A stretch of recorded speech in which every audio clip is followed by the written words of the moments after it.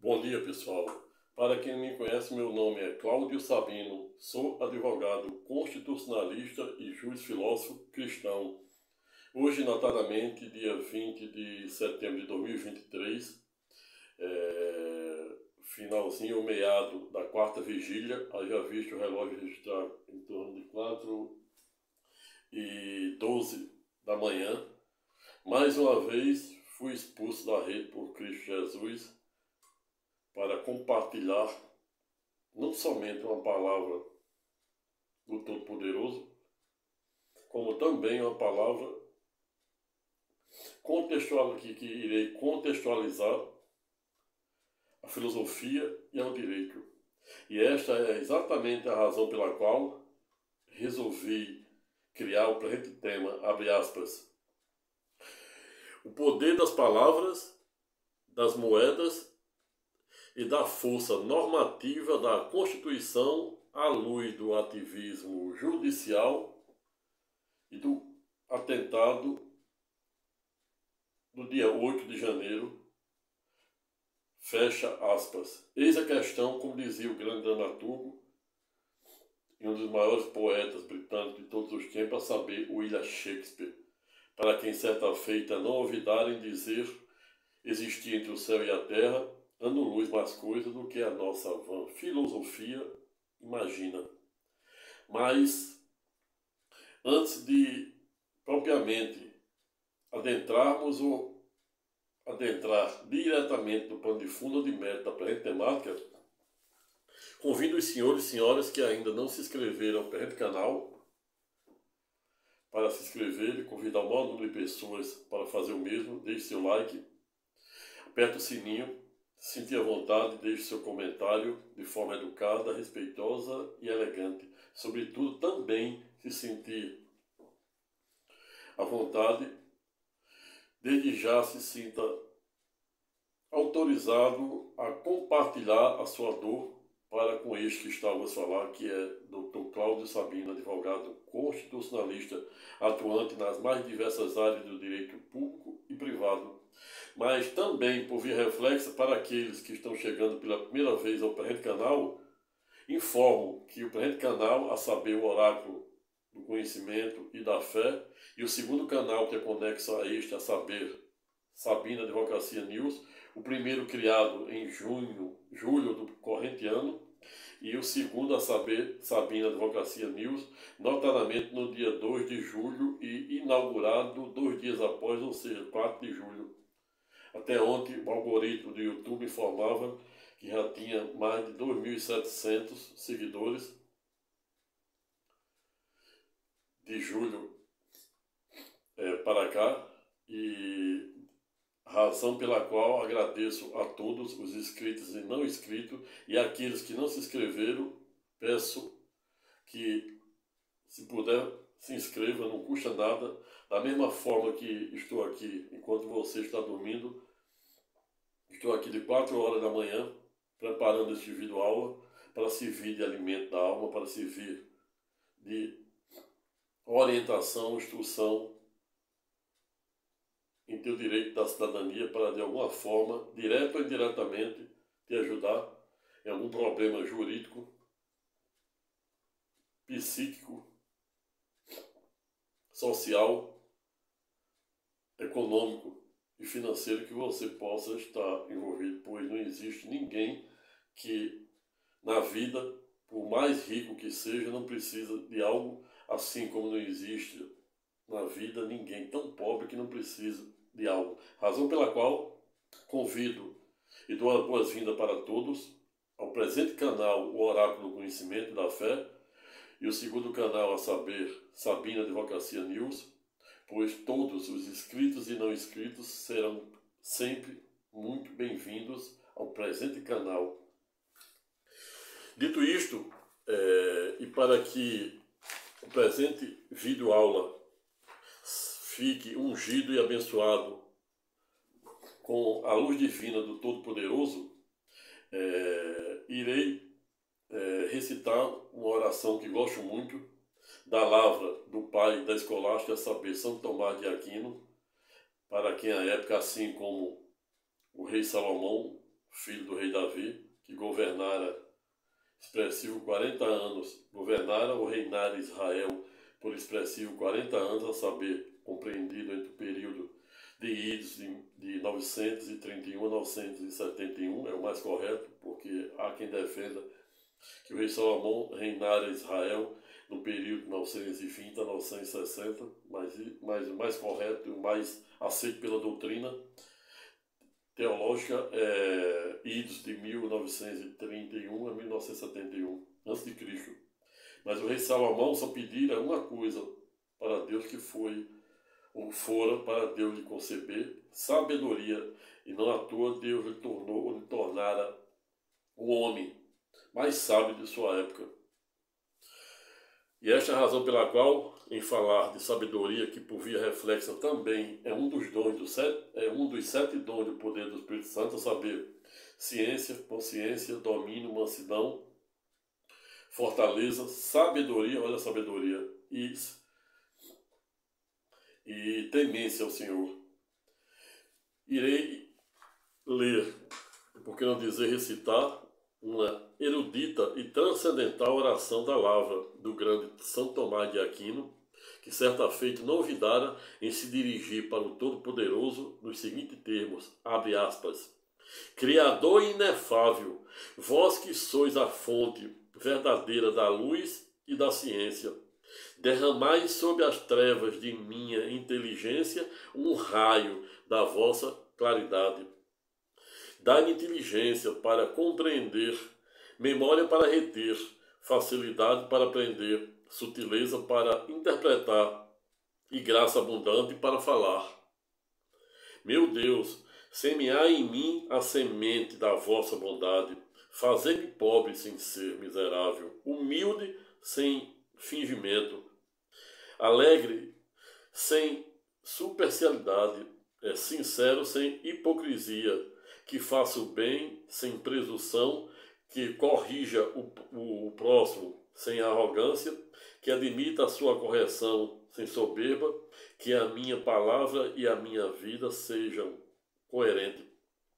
Concedei-me verdade das verdades, inteligência para conhecer-vos, diligência para vos procurar, sabedoria para vos encontrar, uma boa conduta para vos agradar, confiança para esperar em vós, constância para fazer a vossa vontade. Orientai, meu Deus, a minha vida, concedei-me saber o que me pedes e ajudai-me a realizá-lo para o meu próprio bem e de todos os meus irmãos. Amém. Vejo que fantástica, que erudita e transcendental oração da lavra do pai da escolástica, a saber, São Tomás de Aquino. Quando falo que São Tomás de Aquino, não somente eu, mas a história, a teologia e etc., é porque no período em que existia o monismo de Santo Agostinho, onde naquela época as pessoas só conseguiam ter acesso a palavra de Deus por meio do clero, ou seja, por meio da igreja. Doravante vem então São Tomás de Aquino por meio de sua dualística escolástica, refutando o movimento monista de Santo Agostinho e ruptura ao mesmo, ad contínuo, tentando aliar fé à razão, em contrapartida ao movimento monista de Santo Agostinho, que somente ensinava e disseminava a palavra de Deus por meio da igreja, em ato contínuo chega a erudita tese de São Tomás de Aquino por meio de sua dualística e escolástica, doravante dizer que a palavra de Deus também seria ensinada por meio das escolas, por meio dos mestres. E aí surge o nome, a escolástica. Dito isto, e para que o presente individual não fique maior do que eu pretendo, já passo diretamente para o título objeto do nosso estudo de hoje, a saber, o poder das palavras, das moedas e da força normativa da Constituição à luz do ativismo judicial e do atentado de 8 de janeiro.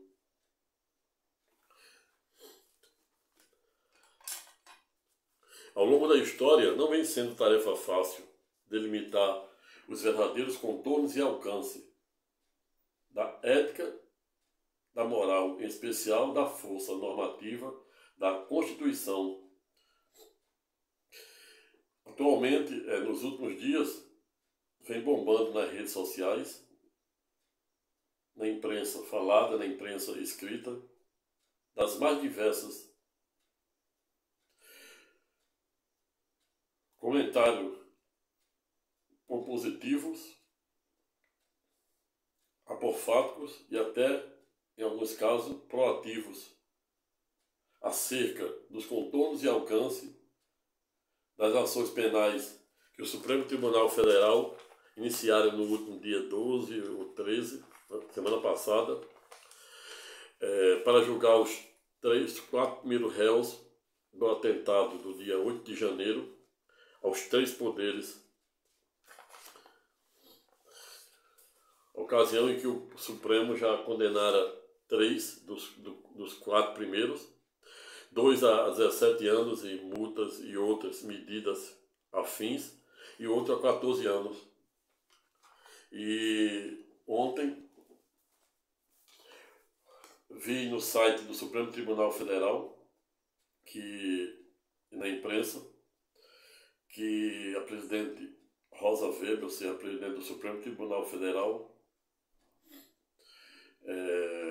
está tendente a transferir o respectivo julgamento presencial ou físico, onde permite que todos os advogados dos supostos acusados tenham a oportunidade de fazer a sua legítima sustentação oral.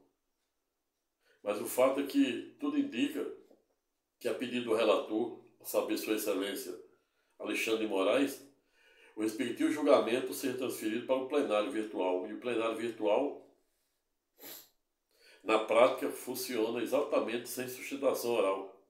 O que existe sustentação oral são as sessões, né, de teleconferência que o advogado pode fazer a respectiva sustentação oral por meio de videoconferência. Mas se for, em regra, em sessão, na clássica sessão virtual, o que acontece é que o ministro relator deposita o voto e cada um entra lá no processo eletrônico e diz se acompanha, se não acompanha, ou se divergir, apresentar o seu voto divergente e assim sucessivamente.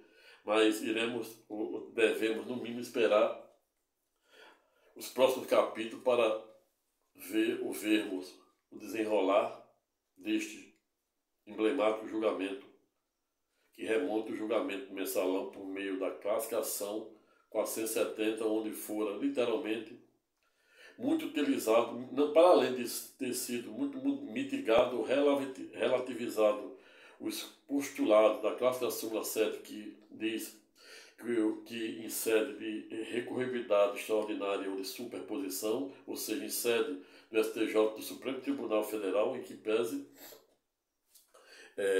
não se pode mais, em sede de recurso especial, recurso extraordinário, rediscutir fatos e provas. E aí é onde surge um grande paradoxo, uma grande teratologia, pois seria um demérito daqueles que pensam em sentido contrário. Não entendo como jurista, na qualidade de jurista, na qualidade de advogado constitucionalista, de juiz filósofo, como um juiz, seja ele de primeiro grau, até ministro do Supremo Tribunal Federal, possa ter a mínima segurança jurídica, legalidade e legitimidade para julgar alguém, julgar um determinado processo independentemente da capa, sem poder, no mínimo, visitar ou revisitar os fatos e as provas. Até porque existe uma dádiva do direito que diz, que defende, onde existe a mesma razão, em que pese deve se aplicar o mesmo direito, exatamente em nome da devida manutenção e rigidez do princípio da isonomia, da simetria, em especial da segurança jurídica.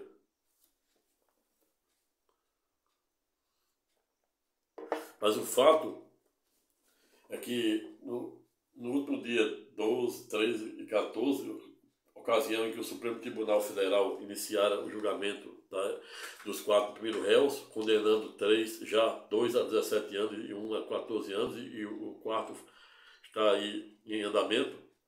Não sabe se vai ser em plenário físico, como ocorreu os 3 primeiros, ou em virtual, como eu havia dito. Vamos esperar aí a confirmação. Vou ver se pega essa informação atualizada direto do Supremo, para poder também repassar para vocês com a devida cuidado jurídica. Mas o fato é que vem chamando a atenção nas redes sociais, na imprensa falada e escrita, é o fato de como vem sendo conduzido, dado o julgamento, a ponto de dos 3 primeiros advogados estarem sendo literalmente rechaçados, tratados até em tese como os bobos da corte, em razão do que supostamente falaram e até mesmo pelas técnicas utilizadas pelos mesmos, a ponto de o primeiro advogado do primeiro réu, já condenado a 17 anos, dizer que o Supremo Tribunal Federal, os ministros do Supremo Tribunal Federal são odiados, muitos odiados pela população. E aí, dado advogado passar a ser rechaçado pelos próprios ministros do Supremo, em especial pela pessoa do relator, que em contrapartida assentara em seu voto que o mesmo estava, seu relatório, que o mesmo estava ali fazendo meramente um discurso em tese apofático, pouco propositivo, sobre o aspecto técnico jurídico, com o fim ou com a única finalidade de lacrar dado discurso em redes sociais. A segunda advogada, salvo engano, do acusado Mateus, criticada também em razão de haver chorado, ter chorado na tribuna do Supremo, e ter dito também que suas prerrogativas estavam sendo cesseadas e suprimidas pelo relator e demais ministros da Corte, não obstante a mesma elogiar o Supremo Tribunal Federal, notadamente quando fizeram alusão ao período do ex-ministro aposentado, a saber, Sua Excelência Joaquim Barbosa. Mas o fato é que, para além das diversas críticas da eminente colega advogada aos ministros do Supremo, o trocínio por via reflexa, ela também encerra seu discurso no sentido de dizer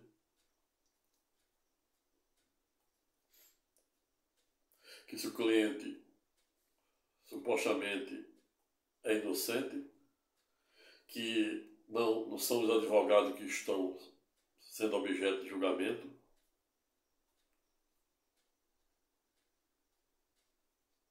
enquanto a partir do relator, respondendo dada a fala, dada a argumentação jurídica, critica a elencada advogada no sentido de dizer que ela quedou-se em fazer uma defesa eminentemente técnica, até mesmo chegando ao ponto de criticá-la em razão de ter perdido o prazo para apresentar as clássicas alegações finais. Não obstante, no ponto, contudo, o relator, a saber, Sua Excelência, o ministro Alexandre de Moraes, ter ressalvado que, na ocasião, intimara a Defensoria Pública da União para apresentar o respectivo memorial ad contínuo, em tese, comprovando, em uma primeira síntese estreita, não ter havido nenhum prejuízo sob aspecto técnico-jurídico para o respectivo acusado. E o terceiro e o último a sustentar na tribuna do Supremo Tribunal Federal, na defesa de seu constituinte. Terceiro, porém, o último, porém, não menos importante, é o que vem em tese sendo objeto de mais críticas na rede social, notadamente em razão de o mesmo ter confundido duas clássicas obras da literatura e da filosofia, a saber, O Príncipe de Nicolau Maquiavel com O Pequeno Príncipe, de autoria de um aviador francês, salvo pelo juízo, o nome é Anthony Saint-Exupéry. E aí a primeira crítica feita pelo relator ao respectivo advogado é que ele nunca havia lido nem a primeira nem a segunda obra, ou seja, nem a obra de Nicolau Maquiavel, tampouco a obra do Pequeno Príncipe. Havia feito uma mera pesquisa no Google e, como essas pesquisas de internet feitas de forma relâmpago acabam gerando esse tipo de conflitos. Outra fala dita pela sustentação oral do eminente colega fora que os fins justificam os meios. E esta frase, em que pese, é exatamente a frase de autoria, não obstante a literatura apontar outro autor, mas é mais conhecida como de autoria de Nicolau Maquiavel, para quem escrevera O Príncipe. E para quem não sabe, O Príncipe é uma obra de Nicolau Maquiavel, em tese até póstuma, porque foi uma obra que só foi publicada depois de sua morte, onde ele, à época, ensinava como se construir um Estado forte, um Estado soberano forte, a ponto de dizer que para o príncipe, e o príncipe é o quê? Entenda-se hoje como todo chefe de governo, chefe de Estado e chefe de governo. Mas na época, como estava no período da monarquia absolutista, ele se dirigiu aos príncipes que hoje seriam os chefes de Estado e de governo, no sentido de ensinar a população e os líderes da época, notadamente os príncipes das penínsulas italianas, de como se deveria construir um Estado forte, a ponto de dizer que para um Estado ser forte ele deveria ter uma boa forças armadas para defender a fronteira, ou seja, defender a sua soberania nacional. E aí você vê no dia de hoje de onde vem isso aí. Toda ideia da ciência política tem como seu maior protagonista a pessoa de Nicolau Maquiavel. Mas Nicolau Maquiavel, em sede do príncipe, para além de ensinar e de enaltecer a importância de cada país ter boas e potentes forças armadas para defender as suas fronteiras e seu território, o trouxe por via reflexo, Nicolau Maquiavel também, em sede da respectiva obra, defendia que para o Estado ser forte ele deveria ter um bom sistema de tributação para arrecadar impostos, deveria também ter boas leis e que deveria se voltar sempre para a hegemonia de se manter no poder, a ponto de dizer que o ideal seria que pudéssemos ser amados e temidos. Como é difícil acumular esses dois postulados, ele disse: se não podemos ser amados e temidos, que seja temido. Quando Nicolau Maquiavel, em sede de sua erudita e transcendental frase, a saber, os fins justifica os meios, em tese, ele está referendada as inteiras a fala daquele advogado tão criticado e tratado até como bobo da corte na última semana, nas redes sociais. Que Nicolau Maquiavel quer dizer que os fins justificam os meios. E aí a gente entra num campo muito árido, muito denso, muito complexo e muito subjetivo. Essa transcendental frase de Nicolau Maquiavel, que diz que os fins justificam os meios, nos permite fazer diversas reflexões. E quando o eminente advogado Alhures, criticado e tratado como bobo da corte, utilizar a respectiva frase, não obstante ter confundido sobre a perspectiva da terminologia da palavra com a obra do Pequeno Príncipe, que é um aviador francês, que é uma ficção científica, teológica, astrofísica, filosófica, poética, que fala exatamente, diversamente da obra de Nicolau Maquiavel, que ensina como se construir um Estado forte, ao revés, quando estamos a falar da obra do Pequeno Príncipe, de Antoine Saint-Exupéry, um aviador francês, trata-se de um romance, de uma literatura, de uma poesia, de uma ficção científica que envolve teologia, que envolve a serpente, que envolve o mal, que envolve a inocência da criança, que envolve amor platônico, amizade, narcisismo, enfim. A obra do Pequeno Príncipe nos permite enveredarmos pelos mais diversos e complexos caminhos da literatura e da filosofia, e até mesmo no campo da ciência política e jurídica.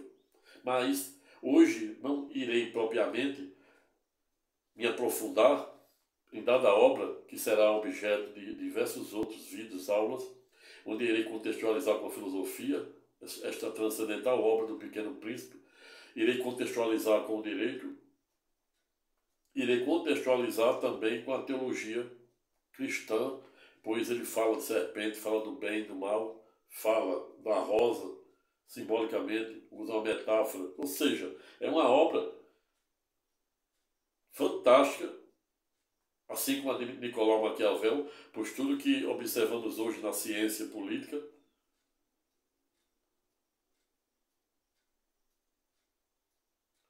Nicolau Maquiavel é o seu maior protagonista. Mas o fato é que, voltando para Nicolau Maquiavel, quando ele diz que os fins justificam os meios, e aquele advogado, naquela sentada, no momento em que fazia a defesa de seu cliente, na tribuna do Supremo Tribunal Federal, semana passada, e ele confundira o príncipe Nicolau Maquiavel com o Pequeno Príncipe do aviador francês Antoine Saint-Exupéry. Desculpe se a pronúncia em francês não é assim, mas é como eu consigo pronunciar. Ou seja, existe uma coisa no direito e na filosofia que é exatamente não importa o nome juiz, o que importa é a finalidade. E aí é onde entra também a importância e a contextualização com essa transcendental frase de Nicolau Maquiavel, que diz que os fins justificam o meio. Ou seja, não importa o nome juiz, a terminologia da palavra, e sim o seu verdadeiro espírito. Salvo o melhor juiz, aquele advogado que está sendo tratado como um dos bobos da corte. Ele, em ato contínuo, observou o erro, em tese, erro até de terminologia, terminologia, repita-se, terminologia. Às vezes eu falo muito, por exemplo, fiz um último vídeo falando sobre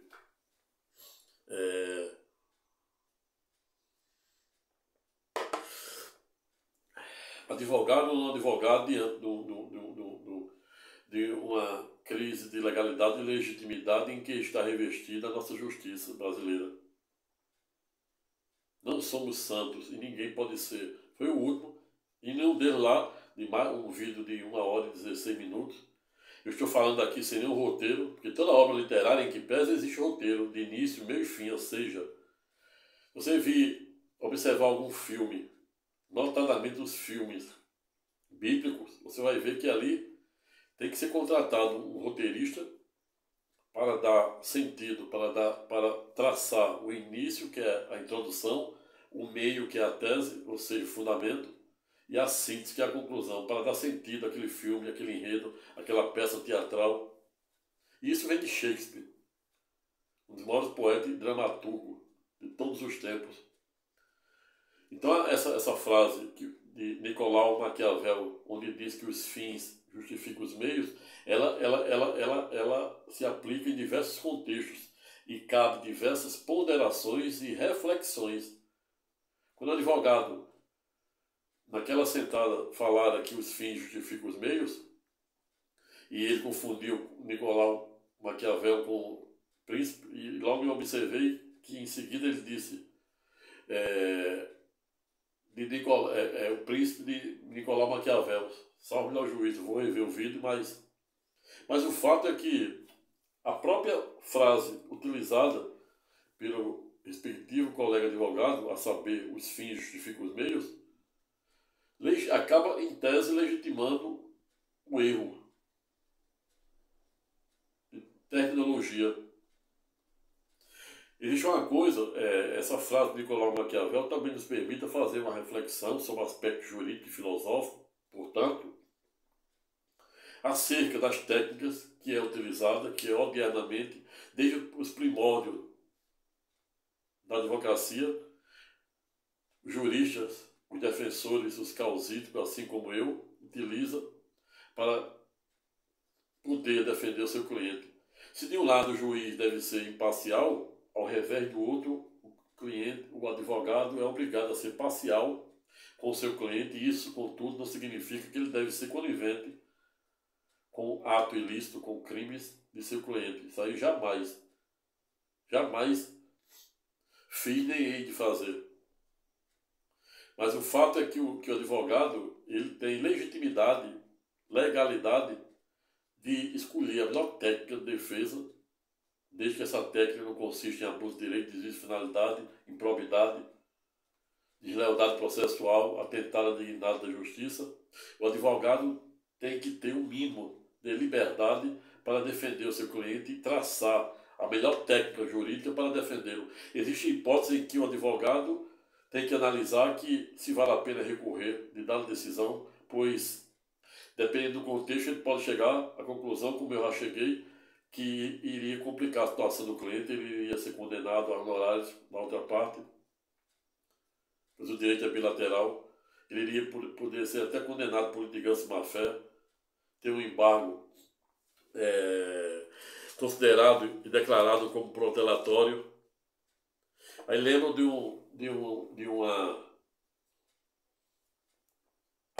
um acordo feito entre a AGU, o INSS e o Supremo Tribunal Federal há quase 2 anos.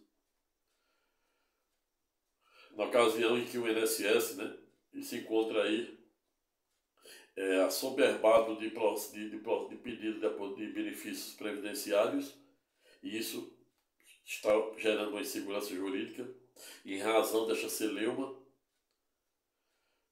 houve um acordo firmado entre a AGU, que defende, por meio de seus procuradores federais, a respectiva autarquia do INSS, Ministério Público Federal, Supremo Tribunal Federal, no sentido de estabelecer prazos mínimos para que o INSS, doravante, aprecie os mais diversos pedidos de benefícios previdenciários sob pena até de responder por dano moral. Mas isso aí será objeto de um vídeo aula onde irei verticalizar dada matéria. Sobretudo, salvo melhor juízo, esse acordo ficar afirmado que vigia no máximo por 2 anos. Tem que analisar aí os contextos. Mas voltando para pano de fundo ou de mérito da presente temática, notadamente quando estamos a falar da transcendental frase de Nicolau Maquiavel que os fins justificam os meios, o fato é que os 3 primeiros advogados destas ações penais do dia 8 de janeiro vêm sendo literalmente tratados como bobos da corte. E aí me vem à mente aqui, inclusive o último vídeo que fiz falando sobre ser ou não ser advogado ante ou diante de um sistema de justiça eivado de uma crise de legalidade e legitimidade que é o nosso sistema atual. E aí, na ocasião, eu faço uma breve evolução histórica acerca da cronologia bíblica, no sentido de dizer, em uma síntese estreita, que de todos os santos da cronologia bíblica, de Adão a Pedro Simão, não existe nenhum santo que não tenha, no mínimo, um espinho na carne. E aí, na ocasião, não ouvidara em dizer qual era o espinho da carne de Adão e Eva, que foi exatamente o pecado capital, seguido por Noé, que fora se embriagar, ficou nu. Rei Davi dançou nu para louvar o Senhor, o Todo-Poderoso. Abraão, Deus pede para ele largar toda a sua parentagem, todos os seus animais, aquela ocasião em que ele morava em Ur, atual região da Mesopotâmia, onde existe o rio Nilo e o rio Eufrates, cujo rio Eufrates, em que pese, está sendo objeto de um cumprimento de uma profecia do Antigo Testamento, está seco, literalmente secando. Mas isso aí também será objeto de um vídeo aula, onde eu irei verticalizar dada matéria. Mas o fato é que Abraão, não obstante ser o patriarca das 3 maiores religiões monoteístas do mundo, a saber, o cristianismo, cujo número de adeptos que pese gira em torno de 2,5 bilhões no mundo. A segunda, a saber, o islamismo, com aproximadamente 1,5 bi, e as estatísticas e prognósticos apontam que até isso, de 2050, o islamismo tende a se igualar ao cristianismo. A terceira, não obstante mais remota ou mais longínqua, a saber, o judaísmo, com cerca de 3 milhões de judeus no mundo inteiro, cuja sua maioria, em que pese, reside no Estado soberano de Israel, onde há 1 mês ou 2 meses eu fiz um vídeo aula da decisão do parlamento de Israel, no sentido de tentar esvaziar os poderes dos ministros daquela corte. Não obstante, contudo, no ponto, também ter dito que, se de um lado Israel conseguira a sua independência e ser reconhecido como Estado soberano logo após a Segunda Guerra Mundial em ISO de 1948 pela ONU, todavia, em que pese até o presente momento, não se tem notícia que Israel tenha aprovado a sua primeira Assembleia Nacional Constituinte com o objetivo de criar a sua primeira Carta Constituição Federal, ou como dizia Kelsen, a sua norma fundamental.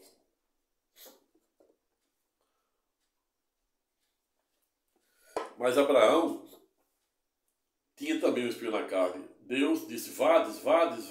Não disse para ele ir direto para Canaã, disse que ele fosse exatamente com o objetivo de construir a fé de Abraão, que até então, no presente momento, ele era pagão. E aí, naquela época, Ur, a região da Mesopotâmia, estava passando por uma seca, fome, e Abraão desvia o caminho e vai bater no Egito.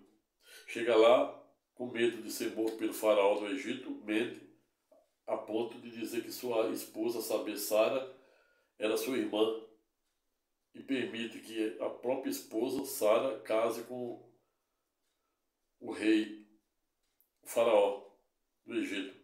O faraó esperto descobre a mentira de Abraão e expulsa Abraão, toda a sua parentagem de animais, inclusive seu querido sobrinho Ló, provando que Abraão tinha um espinho na carne. No momento em que Abraão começa a duelar ou entrar em conflito com seu querido sobrinho Ló, ele democraticamente diz: escolha o norte ou o sul, o leste ou o oeste. Onde você escolher, o lado que você escolher, eu escolho o outro. E foi assim. E Ló escolhe ir em caminho a Sodoma e Gomorra, que foram literalmente destruídas por fogo e enxofre por Deus. Então veja também que até o Ló tinha um espinho na carne. Moisés, ao invés de falar com a rocha, bate na rocha pela segunda vez. Na primeira vez, Deus mandou ele bater para jorrar água para os hebreus semitas, os judeus que são sinônimos entre si. Mas na segunda vez, Deus queria exibir o seu poder para o seu povo, mostrar o tamanho e a dimensão do seu poder para aqueles ingratos.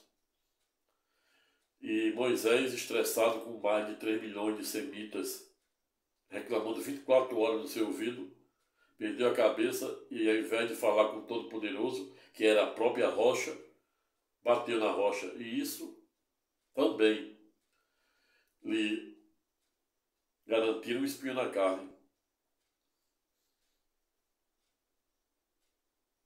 Pedro Simão, para além de Deus nomeá-lo juntamente com Tiago e João como vigia lá no jardim Getsemane, no período em que Jesus orara por 3 vezes, quando voltara, todas as vezes eles estavam dormindo. Você pensa aí que vigias bons. Nos dias de hoje, estaríamos no mato sem cachorro. E foi exatamente isso. Colocaram Jesus no mato sem cachorro, com o devido respeito e a licença poética. Mas Pedro Simão, para além de não ser um vigia diligente, também não ouvidarem negar o Filho do Homem, ou seja, Cristo Jesus, por 3 vezes. Judas Iscariotes tinha pesadelo e sonhava no momento em que iria vender Jesus para Caifás, chefe do Sinédrio, que fizeram a primeira condenação de Jesus de caráter eminentemente religioso, o segundo feito de caráter jurídico, o Pôncio Pilatos, também criticado no julgamento do dia 8, semana passada, que o respectivo advogado também confundiu o nome de Pôncio Pilatos com o outro nome lá que falou, está me vindo à mente.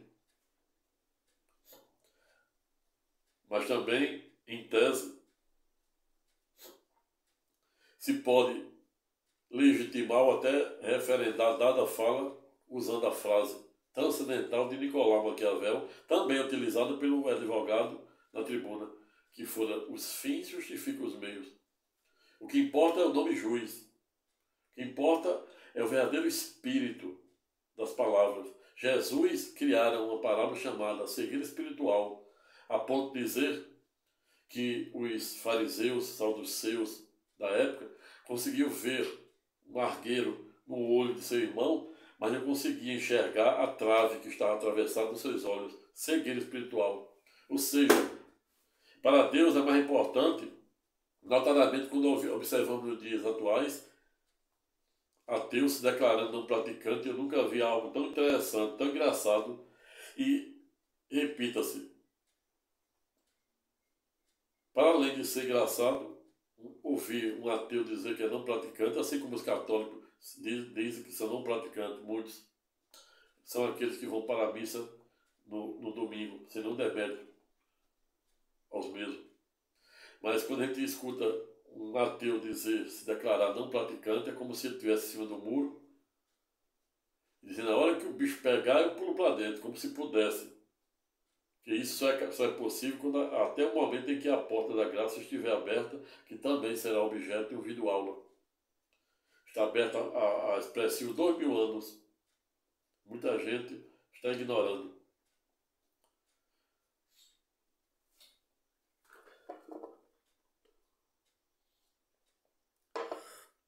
Mas o fato é que o respectivo advogado também foi literalmente criticado por confundir o nome de Pôncio Pilatos, que era o governador da época da crucificação de Jesus, e que muitos também o criticam por ter sido omisso, porque ele poderia ter se posicionado e, ao invés de se posicionar, ele entendeu que Jesus, ele reconheceu, se de um lado, em tese, ele reconhecera que Jesus era inocente, do outro ele foi omisso quando entregara Jesus nas mãos de seus maiores algozes, que eram os fariseus, notadamente sob o domínio de Caifás, que era o chefe do Sinédrio, que é considerado uma corte suprema híbrida, que julgava questões religiosas, políticas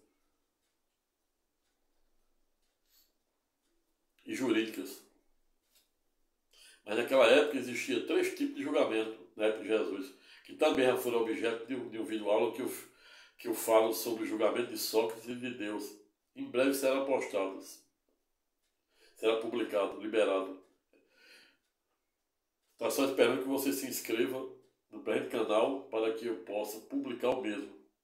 Mas naquela época de Jesus, assim como na época de Sócrates existia 2 tipos de tribunal, que era o tribunal dos aleotas, que representavam as 10 tribos da antiga Grécia, e também o Areópago, que remonta àquela passagem de Epimênides 500 anos de Cristo, que Epimênides chegaram lá e perguntaram qual era o Deus de Epimênides. Ele disse: meu Deus é um Deus desconhecido. Eu disse: Deus desconhecido? É. E onde é que está ele? Ele disse: solta aquelas ovelhas, onde ele parar é onde vocês devem construir o altar para esse Deus desconhecido. E hoje existe. Foram os próprios gregos da época construíram esse altar. 500 anos depois, Paulo de Tarso, segundo Coríntios, a gente observa lá nos livros de Atos dos Apóstolos, esta transcendental passagem, salvo engano, no capítulo 16, 17,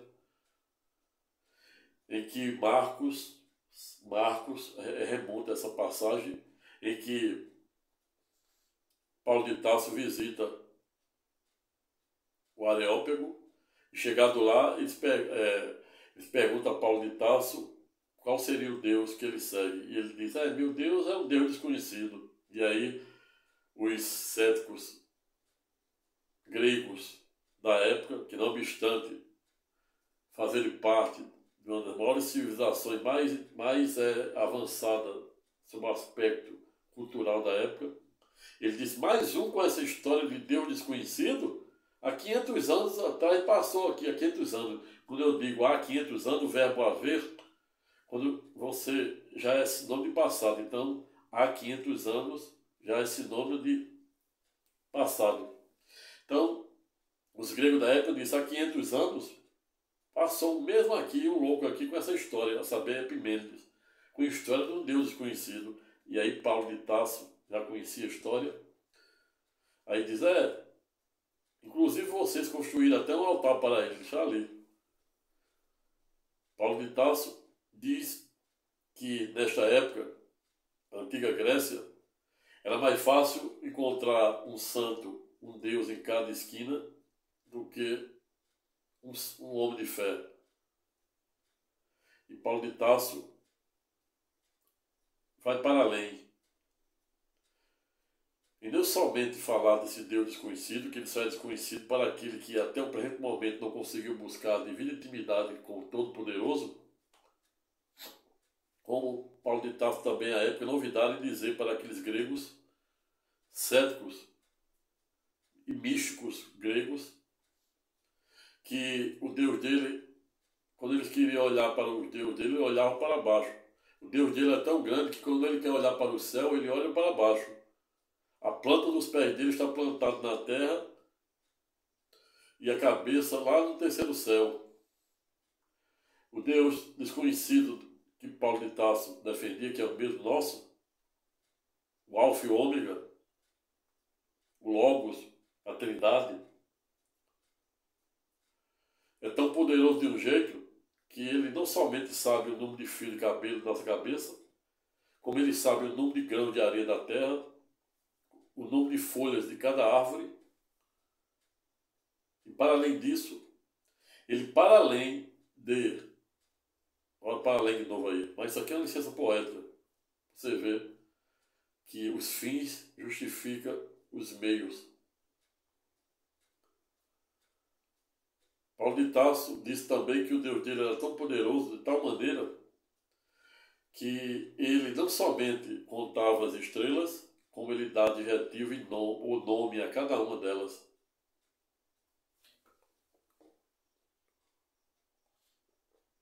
Veio, portanto, o quão subjetivo é falarmos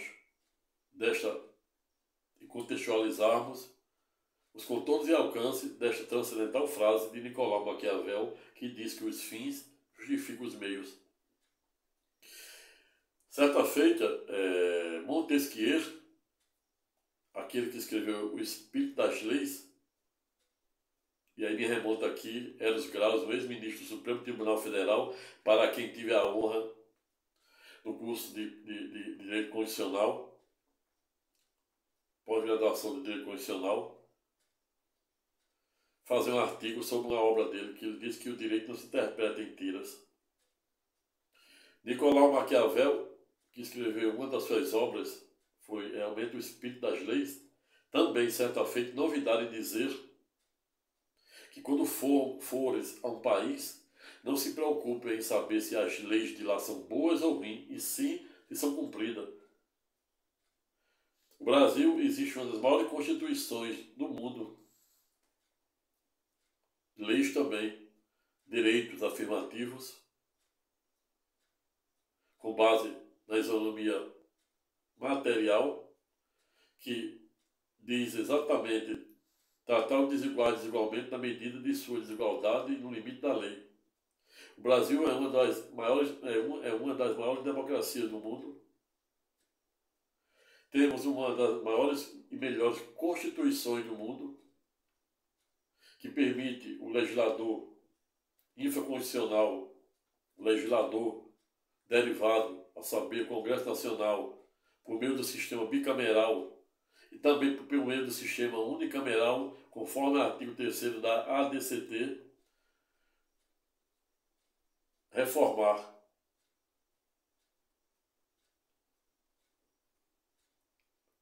Ampliar o rol desses direitos. Mas, não obstante o Brasil ter uma das melhores constituições do mundo, inclusive em que pese o nosso federalismo fora copiado do federalismo norte-americano, não obstante existir tantas divergências, tantas diferenças em relação ao nosso sistema. Por exemplo, os Estados Unidos têm uma carta de 236 anos, Constituição de 236 anos, 7 artigos e apenas, salvo o melhor juízo, 27 emendas.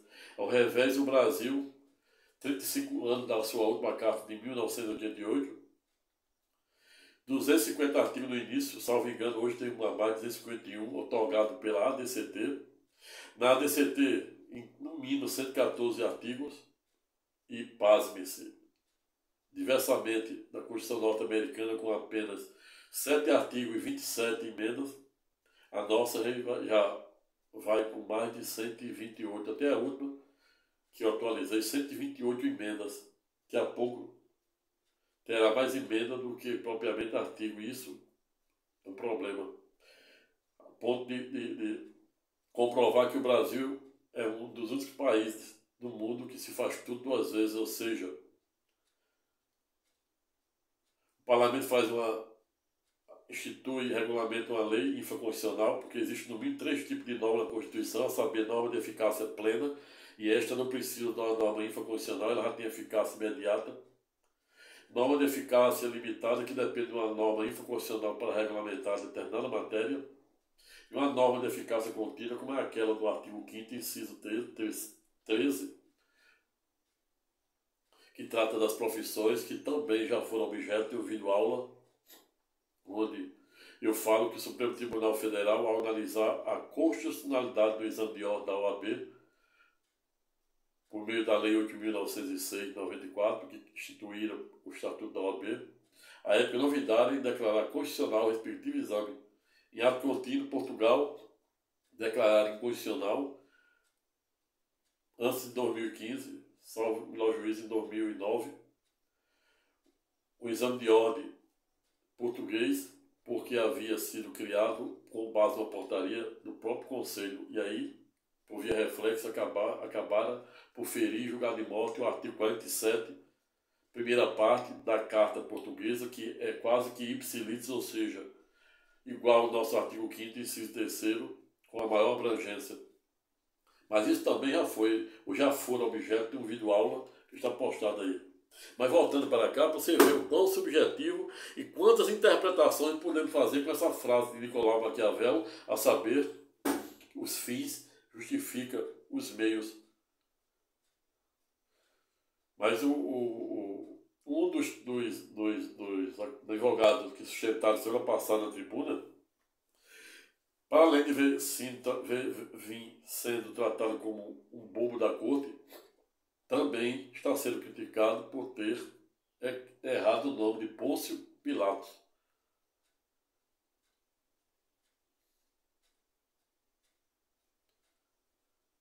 Montesquieu, como já havia dito, ele disse: quando fores a um país, não se preocupe em saber se as leis de lá são boas ou ruins, sim, se são cumpridas. Nicolau Maquiavel, em sua obra O Príncipe, se dirigindo às penínsulas, notadamente italianas da época, ele ensina até hoje como se construir um Estado forte por meio de uma boa e potente forças armadas, um bom sistema e eficiente sistema de tributação, arrecadação de impostos, leis, aprovação de leis, a ponto de Nicolau Maquiavel também dizer que o ideal seria que fôssemos amados e temidos. Como é difícil acumular os dois, opte em ser temido para você poder se manter no poder e se defender a sua soberania nacional. Existe outro grande autor espanhol, a saber, Francisco Guzmões Quevedo, que também é um grande protagonista de uma grande frase, a saber, abre aspas, as palavras são como as moedas, fecha aspas. Ou seja, o grande e erudito poeta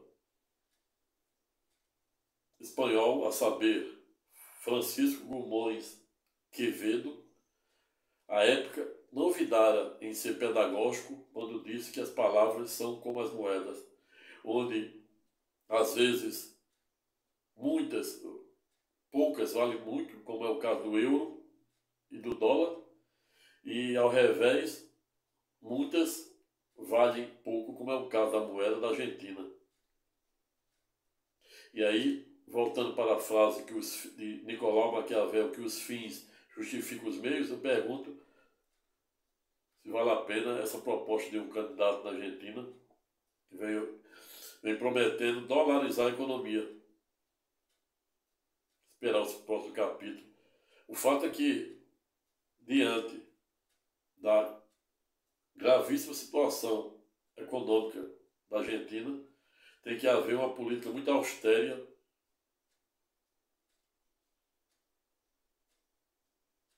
muito audaciosa, para poder tirar a Argentina daquele estado que se encontra sob o aspecto econômico.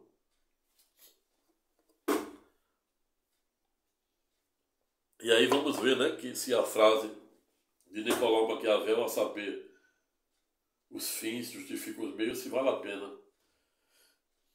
Outra questão que se faz extremamente necessário no ponto lembrar, também em torno dos contornos e alcances desta frase de Nicolau Maquiavel, que os fins justificam os meios, é sabermos se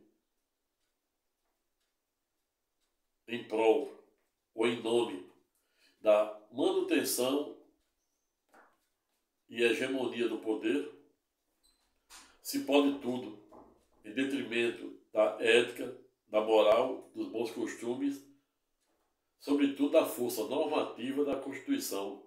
Existe um grande professor, erudito professor, a saber, Dr. Marcelo Neves, erudito constitucionalista, autor da obra do Constitucionalismo Simbólico, no ator também, o elencado e erudito professor, fora premiado por uma de suas obras,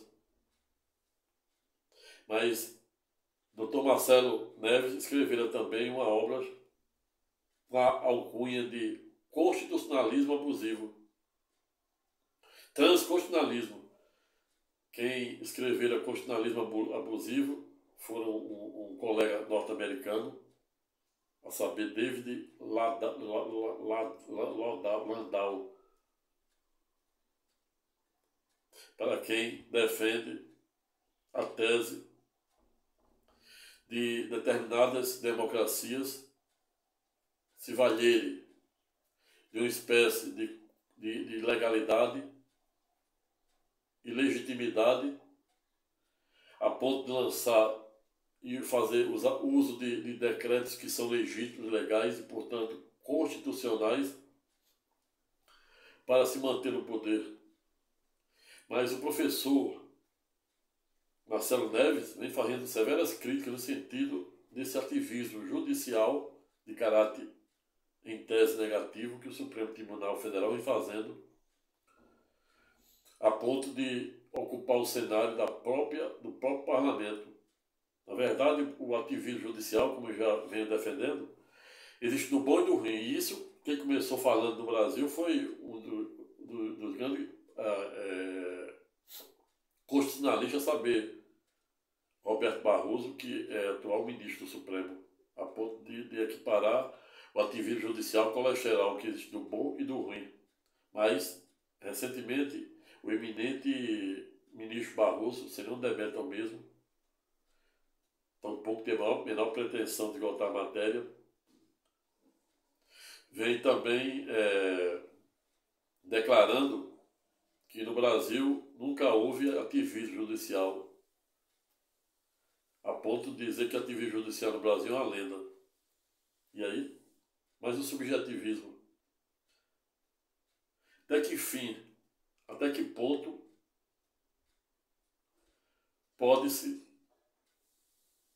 os fins justificar os meios?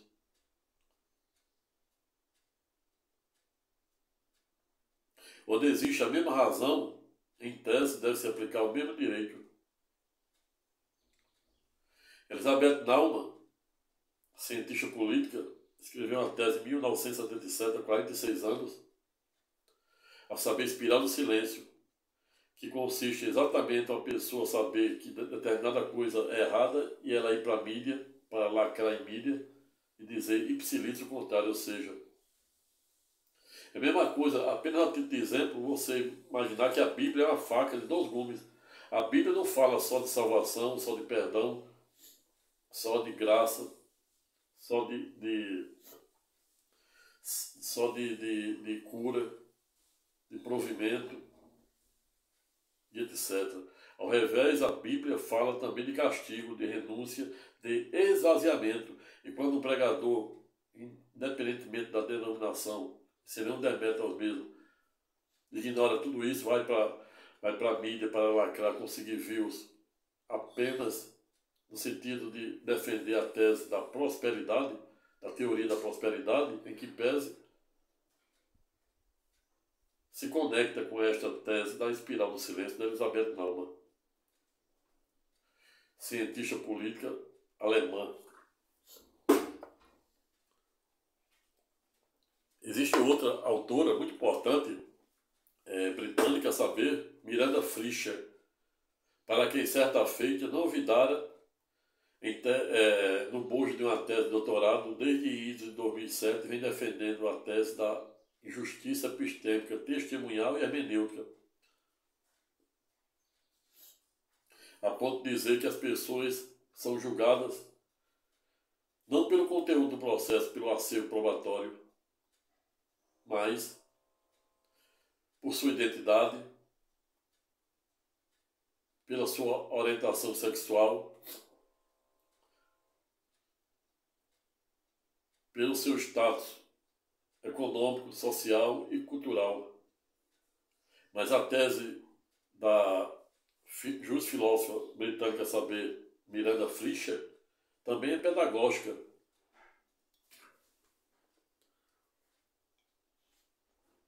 Quando defende a teoria da injustiça hermenêutica, que consiste exatamente na interpretação que o julgador e na valoração que o julgador faz na ocasião em que está julgando determinado processo. Vejo, portanto, que não vem sendo tarefa fácil delimitar os verdadeiros contornos desta frase de Nicolau Maquiavel, que os fins justificam o meio. Até que ponto os fins podem justificar os meios quando estamos diante dos postulados da moral, da ética, dos bons costumes, em especial da força normativa da Constituição. Eis a questão, razão pela qual finalizo o presente estudo temático no sentido de dizer que nem sempre os fins justificam os meios.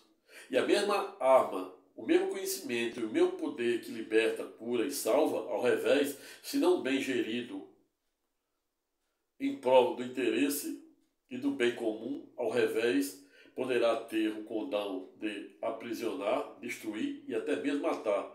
Pessoal, vou ficando por aqui. Espero que tenham gostado do presente vídeo aula. Se gostaram, se inscrevam no presente canal. Convido o maior número de pessoas para fazer o mesmo. Dê o seu like.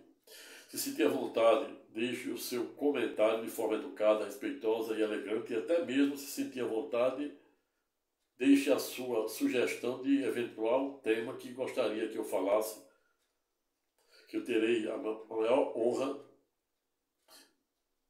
de, dentro do meu tempo, preparar este vídeo aula com muito amor e carinho para poder compartilhar com os senhores e senhoras. Fique com Deus e até a próxima.